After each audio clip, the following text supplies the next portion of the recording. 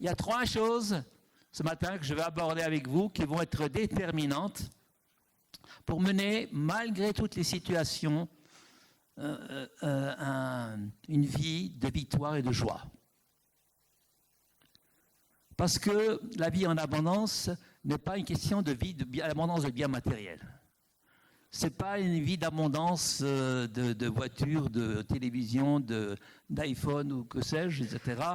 Ou une grande maison, ou un grand jardin, ou une résidence secondaire. Ce n'est pas ça la vie en abondance. La vie en abondance, c'est une vie où on est rassasié, une vie où on est pleinement satisfait. Ça, c'est la vie en abondance. Pas autre chose. Et tant qu'on n'est pas satisfait réellement, on ne peut pas dire qu'on vit une vie en abondance. Et je voudrais vous parler ce matin justement de cette vie d'abondance qu'il est possible de vivre pour 3 raisons. Parce que d'une part, face au péché, il nous a été donné une loi, face à la loi du péché et de la mort, il nous a été donné une loi, la loi de l'esprit de vie. Je vais parler ce matin de la loi de l'esprit de vie. Et non seulement il nous a été donné la loi de l'esprit de vie, parce qu'on s'était arrêté là-dessus, on s'est arrêté sur le fait que Dieu n'exigeait rien et moins d'autre que la sainteté dans tous les domaines de notre vie. La barre semblait haute, on a pu remarquer que certains rois, on peut vivre vraiment cette bénédiction de Dieu à tous les niveaux tant qu'ils cherchaient la présence de Dieu assidûment tous les jours.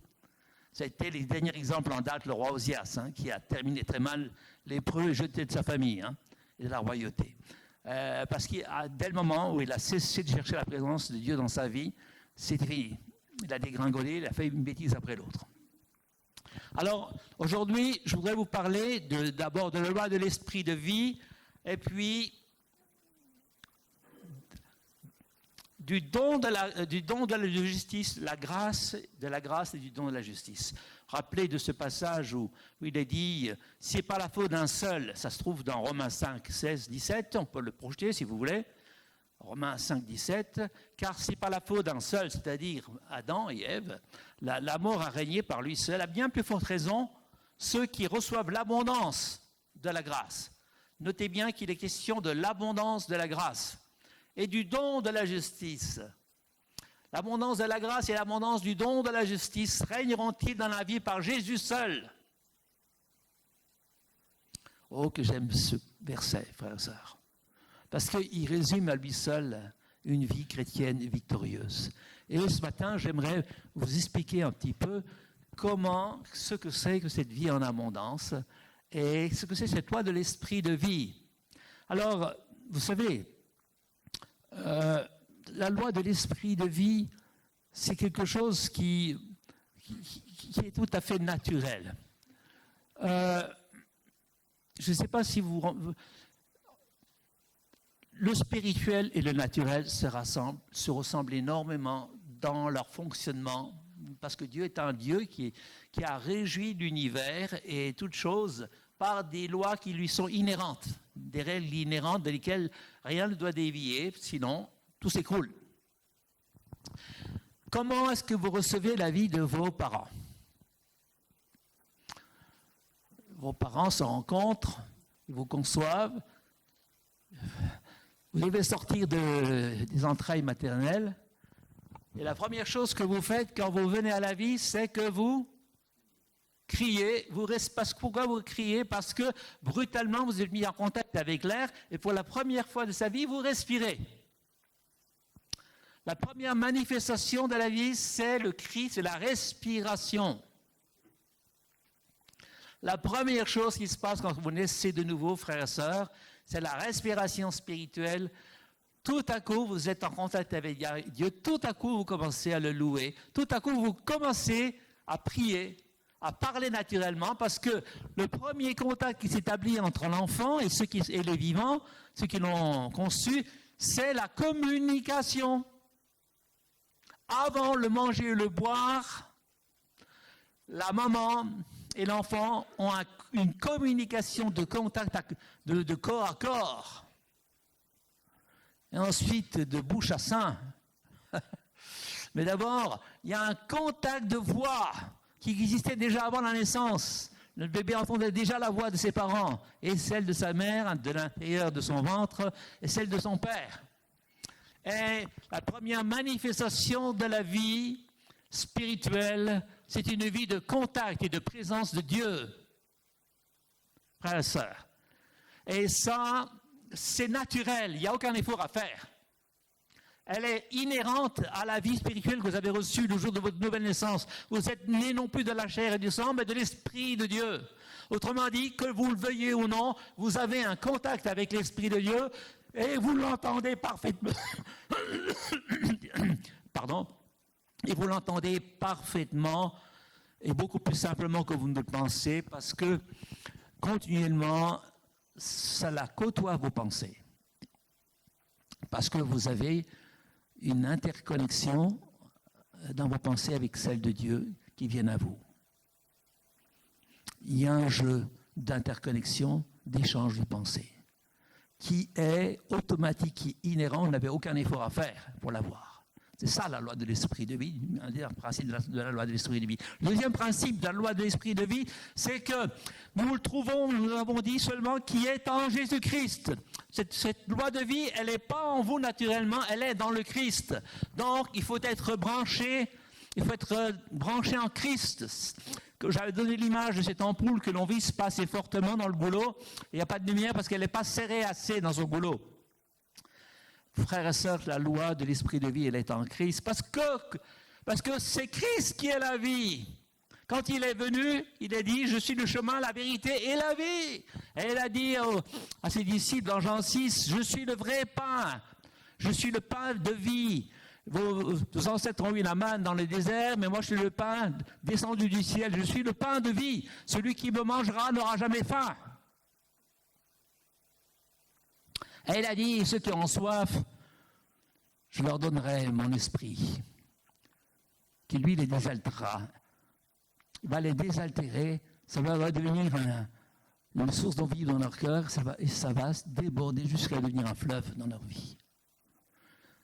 Parce que l'eau vive est faite pour communiquer la vie du Père aussi, la vie de Dieu. C'est elle qui nous communique l'amour du Père, c'est elle qui nous communique la fraîcheur. C'est elle qui nous désaltère. Vous savez que les dernières paroles de la Bible, la dernière exhortation de la Bible, et l'esprit et l'épouse disent, viens et bois. Viens et bois et prends de l'eau de la vie gratuitement. Cela est dit après que Jean ait une vision dans l'Apocalypse, dans cette vision qui veut dire révélation, il a eu la vision du ciel. Et il a vu ce même fleuve dont parlait Ézéchiel, donc Ézéchiel 47. Ce fleuve le principe de ce fleuve, c'est qu'il sortait du temple dans Ézéchiel et dans l'Apocalypse, dans Apocalypse 22, il sort du trône de Dieu et de l'agneau. C'est un fleuve d'eau vive. Et partout où il va, il amène la vie. Et il est bordé d'arbres fruitiers. C'est nous les arbres fruitiers dont les feuilles sont pour la guérison des nations. Frères et sœurs, vous ne savez pas comment actuellement j'ai soif de boire continuellement de l'eau vive. Il n'y a pas un jour où je crie au Seigneur, donne-moi mon eau vive aujourd'hui. Je veux boire. Jusqu'à devenir sous-ivre de toi.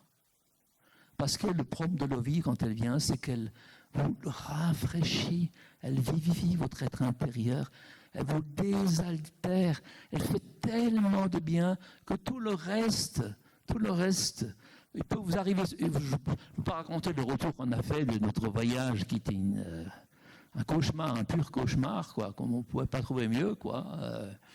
Un rocambolesque, enfin on avait de toutes les couleurs, mais intérieurement je disais Seigneur, ton eau vive me fait du bien. Tout ça c'est pas évident à vivre, mais heureusement que ta présence est là, ta paix est là, et tu me désaltères, tu me rafraîchis. Ah, ça faisait du bien. Et là où j'étais, il faisait chaud, et j'avais envie de boire, pas seulement de l'eau, mais de l'eau vive, tous les jours. Et Jésus a dit, je suis le pain de vie descendu du ciel. Et c'est ça. Autant l'esprit de vie nous est donné pour nous communiquer la vie du Père et de Christ à travers ce cette eau vive, cette eau fraîche, autant Jésus est la vie qui rassasie, qui remplit. Il est un pain de vie. Ça veut dire que dans ta marche, tu as besoin d'avoir des forces. Le pain, c'est ce qui te communique la force quand tu le manges. Et c'est ça dont on a besoin. C'est d'être renouvelé dans nos forces intérieures pour faire face à tous les défis, continuellement. On a besoin de ça tous les jours. J'ai besoin d'être renouvelé dans mes forces pour faire face aux nouveaux défis qui se présentent. Et puis même s'il n'y a pas un défi, il y a la vie tout court. Et vous allez vous apercevoir que plus vous vieillissez, plus vous allez avoir besoin de Jésus à tout instant et pour toutes choses. Alors, certains disent, oui, mais c'est vrai ce que tu nous dis, parce que Jésus a dit dans sa parabole sur le cep et le sarment que sans moi, vous ne pouvez rien faire. Attendez, il y a une petite incompréhension de ce verset quand on va l'aborder tout à l'heure, quand on va aborder la parabole du serment et du cep. Voilà, du cep et du sarment. Il y a un petit quiproquo quelque part, c'est que bien avant qu'on ait reçu Jésus-Christ, on savait faire pas mal de choses, sans lui. Et je peux vous dire qu'il y a beaucoup de gens dans le monde qui savent faire pas mal de choses. Si la technologie a évolué ici, partout ailleurs, c'est que les hommes sans Dieu peuvent faire déjà pas mal de choses. Pourquoi ? Parce que déjà, ils utilisent l'intelligence que Dieu leur a donnée pour évoluer. Donc, ce verset que sans moi vous ne pouvez rien faire, il est question de vie spirituelle et de porter du fruit pour le Père quand on le replace dans son contexte. C'est d'avoir une vie abondante qui puise. Et cette vie abondante, nous la trouvons qu'en étant branchés en Christ, en étant comme le sarment est branché sur le cep. La vie qui est dans le cep monte dans le sarment. Et ça, dans la mesure où nous sommes correctement branchés. C'est pour ça que j'ai fait aussi un deuxième schéma, si tu peux l'envoyer sur le tableau. Il va être utile pour nous aider à comprendre. Voilà. Alors là, vous voyez une forme de triangle avec au-dessus le trône du Père et du Fils, avec deux lignes rouges qui descendent, la ligne bleue et une ligne rouge. La ligne rouge, c'est Jésus. La ligne bleue, c'est le Saint-Esprit. Et quand Jésus est venu en nous par la puissance du Saint-Esprit, il est venu en nous. Et là, vous savez, il est venu, l'être humain est représenté par un cercle en 3 couleurs. Le cercle extérieur, le corps humain, et l'âme un peu plus couleur chair, un peu plus beige, rouge, et au centre, l'esprit. Voilà. Alors, il a placé... C'est par la Saint-Esprit que Jésus a pu venir dans notre vie et que Christ habite en nous. Il habite dans notre cœur, n'est-ce pas? Et pour qu'il puisse habiter dans notre cœur, il a fallu que l'action du Saint-Esprit puisse le placer dans notre cœur. C'est une des fonctions essentielles du Saint-Esprit. Cette année 2019 va être une année où on va avoir un axe. En tout cas, moi, je ne parle pas des autres messages que les frères vont amener. En tout cas, le Seigneur m'a montré clairement ce qui me concerne, que c'était une année où il fallait parler en abondance de la personne du Saint-Esprit, de la façon dont nous pouvons marcher avec lui, ce que c'est que la marche par l'Esprit, ce que c'est que les fruits de l'Esprit, ce que c'est que la vie de l'Esprit, ce que c'est que d'être conduit par l'Esprit. Par essence, ça va être une année passionnante, ce thème, et que ce que c'est aussi que de s'attendre aux manifestations du Saint-Esprit. Et je m'attends beaucoup à des manifestations du Saint-Esprit parce que je veux vraiment apprendre à travailler de plus en plus avec lui. Parce que le problème qu'il y a, frère, ça même pour les ministères, c'est toujours le même. C'est que nous avons trop de force personnelle. Nous avons trop de capacités personnelles. Et nous avons tendance à travailler avec nos forces naturelles, nos capacités personnelles. C'est presque inévitable. Parce qu'elles sont là à notre disposition, pourquoi est-ce qu'on ne les utiliserait pas? Et le Saint-Esprit attend toujours, avec une énorme patience, que nous fléchissions dans nos forces personnelles, que nous ayons marre, que nous soyons au bout de nos forces personnelles, Il faut dire, ah, j'attendais que ça, maintenant je peux prendre là. Maintenant, enfin, tu vas me laisser faire, c'est moi qui vais agir maintenant. Et c'est ça que le Saint-Esprit attend avec impatience, c'est qu'on lui cède la place. Et on ne lui cédera pas la place tant qu'on n'arrive pas à l'extrême faiblesse où nous ne pouvons plus rien faire de nous-mêmes. Et c'est là qu'on rentre dans la dimension de la grâce. Parce que la grâce s'accomplit lorsque nous sommes faibles, n'est-ce pas? Tant que tu es fort, tu vas vivre tes forces. C'est presque ce que tu vas dire. Je veux vivre de la grâce, c'est très bien ce que tu dis, on l'entend. Ouais, je veux vivre de la grâce de Dieu. Mais tu ne vas pas vivre de la grâce de Dieu tant que tu n'auras pas fait le deuil de tes forces. Tant que tu vas pouvoir vivre avec tes forces, tu vas le faire avec tes forces. C'est un vrai problème pour tous les chrétiens. Pour tous les chrétiens. Et ils se plaignent de ne pas avoir suffisamment l'action du Saint-Esprit. Mais attendez, ils fonctionnent essentiellement avec leur force et avec leur intelligence. Or, il y a des montagnes qui ne seront jamais aplanies, ni par force, ni par intelligence. Dit le prophète Zacharie à ceux qui allaient construire le temple. Il a dit, ce n'est ni par force, ni par puissance que cette montagne d'opposition qui est devant vous va s'effacer, mais par le Saint-Esprit.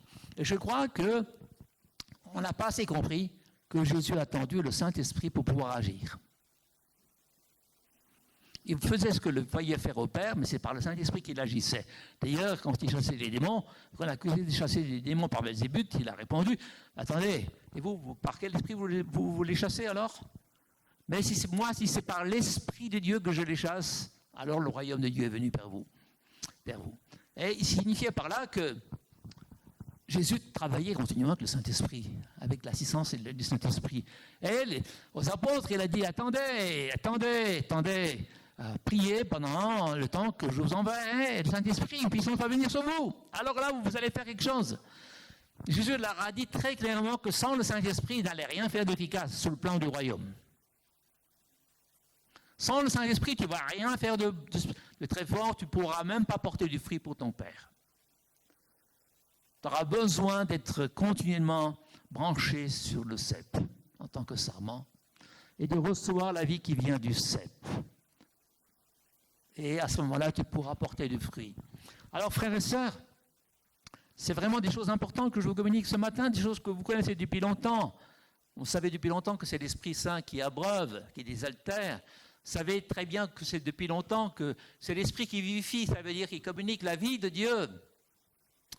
Et c'est un peu ce que Dieu attend de nous, c'est que nous mangions ce pain de vie, buvions cette eau vive, afin que nous soyons rassasiés et que nous portions du fruit et que nous puissions glorifier le Père. Et c'est ça la vie en abondance, frères et sœurs. C'est savoir se nourrir de la présence de Jésus dans notre vie. C'est savoir se nourrir de sa parole. C'est de chercher continuellement son conseil, sa face. C'est de l'aimer, de l'adorer, de nous attacher de plus en plus fortement à lui. Et de recevoir de lui cette grâce dont nous avons tellement besoin. Vous voyez, si nous ne le faisons pas, qu'est-ce qui va se passer? Jésus le dira dans cette parabole de Jean 15, du serment et du cep. D'ailleurs, c'est plutôt une image qu'une parabole, parce que c'est une réalité. Ce qu'il dit, c'est une vraie réalité. Le Père, c'est vraiment le vigneron. Lui, il est vraiment le cep et nous sommes vraiment les sarments. C'est une image, mais c'est une image qui rend compte de certaines réalités spirituelles. Il est dit, si quelqu'un ne demeure pas en moi, attention, on le jette hors du vignoble comme les sarments coupés, et ils se dessèchent, puis on les ramasse, on les met au feu et ils brûlent. Et nous touchons là l'un des aspects essentiels de cette vie de l'esprit, frères et sœurs. La loi de l'esprit de vie est une loi très simple. Ce que je fais, est-ce que cela me procure la vie ou cela me dessèche-t-il? Ce que je dis, cela amène-t-il la vie ou cela dessèche-t-il et ma propre personne et ceux à qui je parle? Les choix que je fais Me communique-t-il l'abondance de la vie, une vie plus abondante, ou un dessèchement, un abaissement de la vie, de la joie? Parce que là, le royaume, Paul a été très clair, et il a dit c'est la justice, c'est la paix et c'est la joie par le Saint-Esprit. Ce sont les trois pendants du royaume, les trois pendants psychologiques du royaume, je dirais, parce qu'il y a les trois pendants de puissance du royaume, et là, c'est les trois pendants psychiques du royaume. Et s'il te manque de la joie réelle, parce que attention, on ne la fabrique pas la joie réelle, on peut avoir des joies ponctuelles parce qu'il y a quelque chose qui nous fait plaisir, parce qu'on a bu un bon schnapps et on a mangé un bon repas, et puis on a vu un moment agréable avec son épouse. Il y a des joies, des choses qui sont tout à fait naturelles, mais ces joies ne demeurent pas, elles sont passagères, épisodiques. Mais il y a une joie qui vient du Saint-Esprit qui est continuelle, frères et sœurs. Si nous sommes rassasiés, si nous buvons, et si nous mangeons le pain de vie, si nous buvons l'eau de vie, nous sommes à ce moment-là rassasiés. Si nous ne sommes pas rassasiés, c'est que nous ne mangeons pas assez de pain de vie. Si nous ne sommes pas désaltérés, c'est que nous ne buvons pas assez de l'eau vive. Frères et sœurs, au lieu de disséquer, c'est vrai qu'on peut faire l'analyse chaque fois de ce qui est charnel, de ce qui est spirituel. La loi de vie est encore plus simple. Est-ce que ça produit en moi la paix, la joie, l'abondance dans ma vie, le rassasiement ou pas? Tout simplement. Tout simplement. Et si je suis rassasié, j'éprouve plus besoin de péché, de chercher des substituts. Parce que le péché vient à cause du vide. C'est quelque chose qui nous remplit. Nous ne sommes pas assez remplis, alors nous allons chercher des compensations dans la chair. C'est ça. Inévitable. Mon cher Watson, c'est inévitable. Mon cher Pierre. C'est inévitable, inévitable, inévitable. Si nous ne sommes pas assez remplis, nous allons chercher des compensations ailleurs. Nous allons chercher des compensations dans les divertissements, parfois sains, parfois malsains. Pourquoi? Parce que je ne suis pas assez rempli. Si j'éprouve le besoin de remplir ma maison, ou que sais-je, ou de remplir ma cave, je sais pas, de remplir ma voiture à l'extrême, c'est que j'ai l'impression que ma voiture est vide, que ma maison est vide. Et alors, il faut que je fasse quelque chose pour la remplir.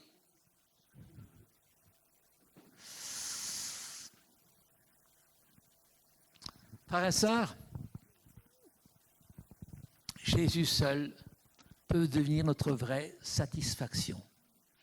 Et la question, c'est que dans le schéma que je vous ai montré, si tu peux le montrer à nouveau,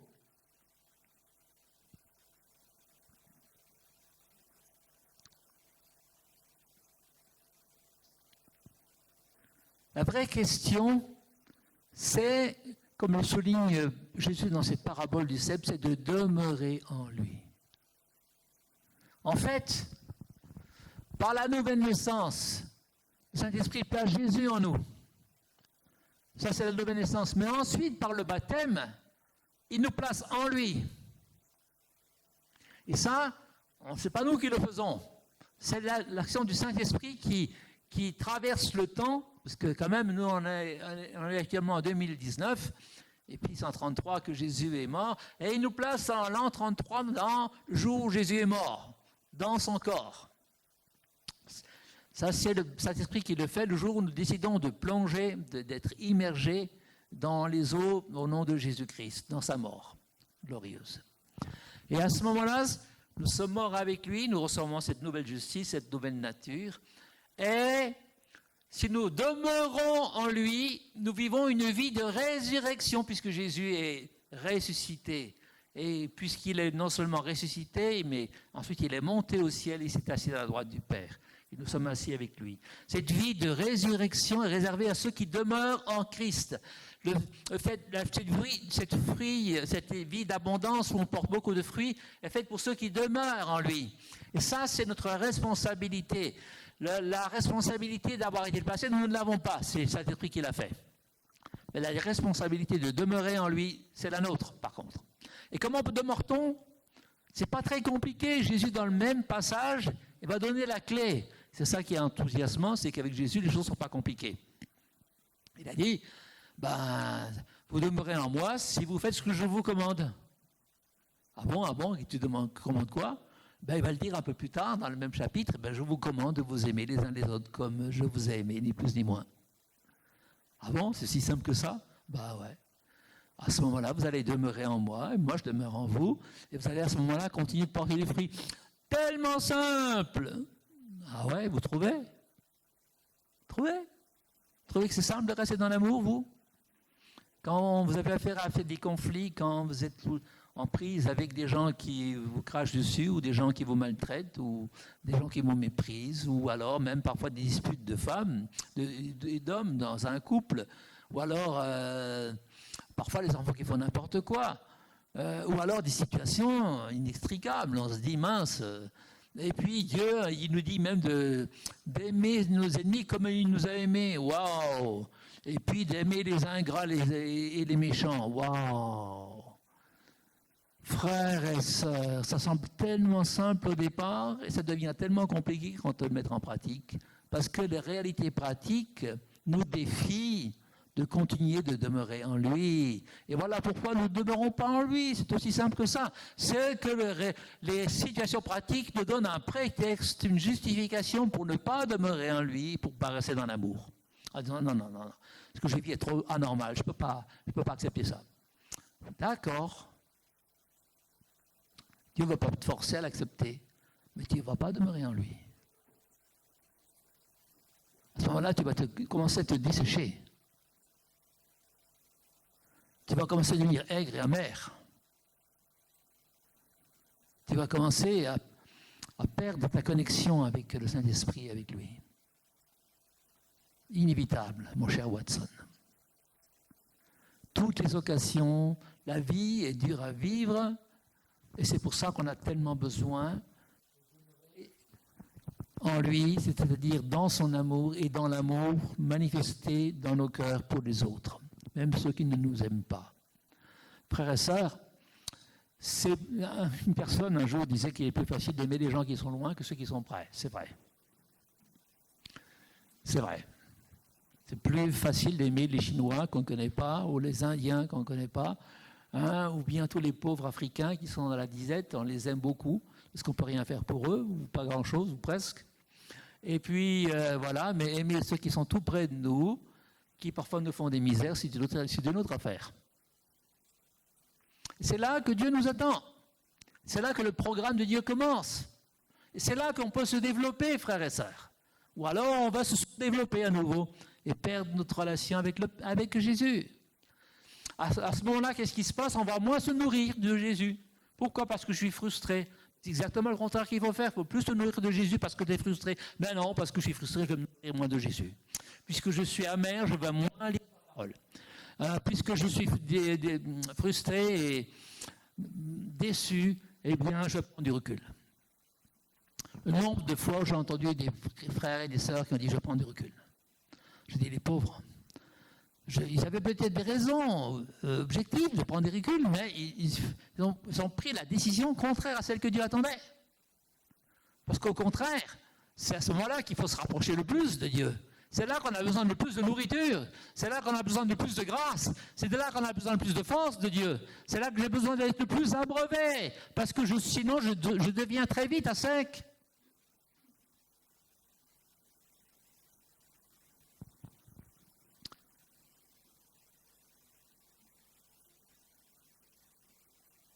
Frères et sœurs, la grâce, c'est ça. Hein? C'est la capacité qui nous est communiquée une fois que nous avons épuisé nos propres forces et nos propres ressources. Même notre capacité à aimer est éprouvée en permanence. Et nous avons besoin d'être réalimentés par l'amour de Dieu et de manger ce pain de vie, nous rassasier de sa vie. Et parfois même de renoncer à nous-mêmes et de dire Jésus prend la place, ça je peux vivre. Il y a des gens qui disent moi je préfère mourir ou je ne veux plus vivre. Très bien. Alors mourrez? Ben non, c'est pas ça la solution, bien sûr. C'est pas mourir. je veux plus vivre. Ben, cède ta place à Jésus, s'il te plaît. C'est le moment où tu te laisses prendre ta place à Jésus. Toi, tu te mets à côté, tu le laisses continuer. Ah, c'est trop facile. Ben non. Comment ça, c'est facile? Oui, si tu renonces à toi-même, oui. Si tu ne renonces pas, non. C'est aussi simple que ça. Tu dois renoncer à ce moment-là à toi-même. Frères et sœurs, parfois on veut renoncer à tous ses biens, vendre tous ses biens, sa maison, sa bicoque, pour suivre le Seigneur, pour faire l'œuvre du Seigneur. C'est pas ça que Dieu te demande. Dieu te demande de renoncer à toi-même quand tu vois que tu n'y arrives plus, que tu as envie de haïr, et que tu as envie de détester, de rejeter. C'est là qu'il faut renoncer à toi-même. C'est pas dans les autres moments. Mamma mia. Est-ce que vous comprenez la parole de Dieu ce matin?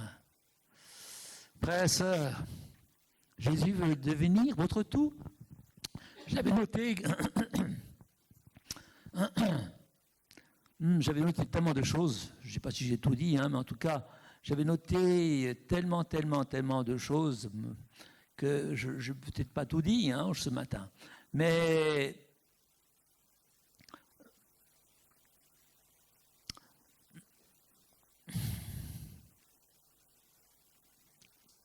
ah oui, ça y est. Parce qu'il y a plusieurs choses qu'on trouve en Jésus-Christ qui est la vie. Nous avons dit que nous trouvions la joie, la paix, l'abondance, la grâce. C'est déjà pas mal, hein? C'est déjà pas mal. Mais le plus beau cadeau que Jésus nous a fait, vous savez c'est lequel? Et celui-là, il nous permet par excellence de régner dans la vie avec lui. C'est le don de la justice. On a lu au départ que c'est par la grâce, l'abondance de la grâce et le don de la justice qu'on va régner, n'est-ce pas? Eh bien, on va revenir un peu sur ce chapitre parce que peut-être que je vous ai décontenancé le jour où je vous ai parlé de la droiture que Daniel avait, qu'il faut avoir dont nous devons nous revêtir dans l'armure, etc. J'avais dit qu'Ananias et Saphira, malgré leur justice par la foi, ils sont quand même morts. Vous vous rappelez de ça? Ça avait peut-être choqué certains. J'aimerais un peu éclaircir un peu, donner un aspect un peu plus approfondi de cette question pour que vous puissiez bien comprendre les choses. En fait, je vais vous lire un verset qui se trouve d'abord dans Apocalypse 19, versets 7 et 8, où il est dit, Apocalypse donc 19, versets 7 et 8, où il est dit « Réjouissons-nous, soyons transportés d'allégresse et donnons-lui gloire, car les noces de l'agneau sont venues et son épouse s'est préparée. Et il lui a été donné d'être revêtu d'un fin de lin resplendissant et pur. » Et qu'est-ce qu'il est dit? Le fin lin, c'est la justice des saints. Autrement dit, la justice par la foi est un vêtement que vous avez reçu à cause de votre foi dans le sacrifice de Jésus-Christ. C'est une robe. Et c'est la justice la plus élevée que Dieu, parce que vous ne pourrez jamais l'atteindre personnellement. C'est celle que Jésus avait, et dont vous êtes revêtus par grâce. C'est un cadeau immérité. Et c'est ça qui vous permet d'accéder au trône de la grâce. Si vous faites des œuvres justes, et vous dites, à cause des œuvres justes que j'ai faites, j'ai le droit d'aller au trône de la grâce, c'est faux, vous êtes dans le faux là. D'accord pour les œuvres justes, j'ai été droit, j'ai le droit d'aller au trône de la grâce. Non, c'est très bien d'avoir été droit, mais ce n'est pas ça qui te fait aller au trône de la grâce. Ce qui te permet d'avoir accès au trône de la grâce, c'est ton vêtement de justice. La justice de Christ que tu as revêtue. Vous qui avez été baptisés, vous avez revêtu Christ. Autrement dit, sa justice, sa compassion, sa miséricorde, vous avez revêtu chacun de ces aspects. Alors, le péché alors. Et alors, l'injustice alors. Si on fait des choses injustes, si on fait du mal, si on remet du tort autour de nous, qu'est-ce qui se passe? À quoi ça sert notre revêtement de justice? Eh bien ouais, qu'est-ce qui se passe? Eh bien, il est dit dans plusieurs endroits de l'Apocalypse que ce n'est pas tout de porter une robe, mais l'important c'est d'avoir une robe qui est nettoyée. Une robe qui est lavée par le sang de l'agneau. Et bien heureux. Il est dit, heureux ceux qui lavent leur robe, Apocalypse 22, 14, Apocalypse 22,14 nous dit « Heureux ceux qui lavent leur robe pour avoir droit à l'arbre de la vie et pour entrer dans les ports de la ville, Jérusalem céleste. Heureux ceux qui lavent leur robe. » Ça veut dire que quand tu viens au trône de la grâce avec ta robe, ton vêtement de justice, Dieu sait très bien que tu viens avec un vêtement qui est taché à ce moment-là si tu as commis des péchés. Et à ce moment-là, tu demandes à Jésus, ton avocat, celui qui a payé le prix de ton rachat, de te laver par ton sang. Parce que, nous dit Romains 5, c'est le sang de Jésus-Christ qui justifie aussi. Ce n'est pas seulement la justice par la foi, c'est la justice obtenue par la foi et aussi par le nettoyage, la purification par le sang de Jésus-Christ. Et à ce moment-là, ton vêtement de justice est nettoyé. Et qu'est-ce qui s'est passé pour Ananias et Saphira? Ils ont voulu jouer au beau, ils ont voulu paraître purs et être généreux, etc. Ils ont triché avec la vérité. Or, l'Esprit Saint est appelé aussi un esprit de vérité. Ils auraient confessé leur péché en disant « ce qu'on fait, c'est du cinéma, ce n'est pas la réalité ». Il leur a dit à Pierre « excuse-nous, on a donné une partie de nos biens, on t'a dit qu'on a tout donné, c'est pas vrai ». Mais alors Pierre a été saisi par l'Esprit, il a dit « mais vous avez menti contre l'Esprit Saint ». Et autrement dit, ce n'est pas le fait qu'ils aient péché qui était grave, c'est le fait qu'ils n'ont pas reconnu qu'ils avaient péché, qu'ils se sont maintenus dans cette fausse apparence de justice. Vous comprenez? Ça leur a été fatal, malheureusement. Autrement dit, reconnaissons nos péchés. Dieu est miséricordieux et compatissant pour pardonner. Je vous ai raconté l'hiver dernier comment l'histoire du roi Manassé est absolument stupéfiante, quoi. Je ne connais aucun d'entre nous qui a fait le 10e de ce qu'il a fait. Hein. Aucun de nous n'a sacrifié son fils par le feu. Aucun de nous n'a fait des cultes à des idoles infâmes, etc. Aucun de nous n'a souillé le temple par de l'idolâtrie, la pluie, de la magie, la sorcellerie, etc. Au point où il l'a fait. Hein. Et puis, Dieu lui a quand même tout pardonné quand on se dit qu'il s'est repenti. Mais Dieu cherche toujours des cœurs vraiment repentants, quoi. Hein, parce que le fait d'être lavé par le sang de l'agneau suppose d'abord qu'on soit vrai. Qu'on soit vrai. Et qu'on nous reconnaisse amplement sans nous justifier nos péchés. La différence, vous le savez bien, entre le roi Saül et le roi David, c'est que David a fait deux choses beaucoup plus horribles que Saül. Saül n'a pas sacrifié des animaux, il n'a pas tué des animaux, et puis il s'est justifié. En comparaison, le roi David, lui, il a tué un général. Il a fait tuer un général et puis il a fait l'amour avec la femme de ce général, etc. C'est 100 fois plus grave, quoi. Mais David a reconnu son péché. Il s'est humilié, il a reconnu son péché. Lui s'est justifié lorsqu'il a été repris par Samuel. Au lieu de reconnaître son péché, qui était 100 fois moins grave, il s'est justifié en trouvant des prétextes, des excuses, etc. Ça, Dieu ne le tolère pas. Ça, Dieu ne le tolère pas. Ça, Dieu nous a donné l'esprit de vérité pour qu'on ne mente pas contre la vérité et qu'on dise toute la vérité. Et la vérité nous affranchit. Le paradoxe, c'est que quand on rentre dans la vérité, même si elle n'est pas belle à voir, quand nous osons dire la vérité, nous sommes enfin libérés. Elle ne met plus de joug, il n'y a plus de joug. Le diable n'a plus le droit d'avoir aucun joug sur nous, parce que nous sommes entrés dans la vérité. Et parce que Dieu nous a honorés, le Dieu de vérité nous a honorés par l'esprit de vérité et par l'esprit de la grâce. Alléluia. Alléluia. Alors vous comprenez que par le don de la grâce, l'abondance du don de la grâce qu'on a évoqué tout à l'heure, et par le don de la justice que je viens d'évoquer maintenant, et la loi de l'esprit de vie qui est une loi de rassasiement, une loi où on peut mesurer nous avons un indicateur spirituel de là où nous en sommes. Est-ce que nous sommes desséchés ou pas? Est-ce que nous sommes vivifiés ou desséchés parce que nous faisons ces indicateurs de vie, qui ne trompent pas, qui sont des choses infaillibles. Eh bien, par là, nous pouvons vraiment triompher dans la vie. Nous pouvons triompher et de toutes les situations et du péché qui nous entourent si facilement. Et nous pouvons triompher de toute la mauvaise image que nous avons de nous-mêmes et qui parfois veut se recoller à nous, parce que l'ennemi, lui, c'est un spécialiste de l'accusation, des reproches. Hein. Et soyons comme des imitateurs de Dieu, c'est-à-dire qu'ils ne faisons pas confinement des reproches à qui que ce soit, mais qui faisions grâce, comme Dieu nous a fait grâce. Soyons miséricordieux comme il est miséricordieux. Émus de compassion comme il était ému de compassion. Frères et sœurs, c'est possible par son esprit si nous nous abreuvons tout le temps.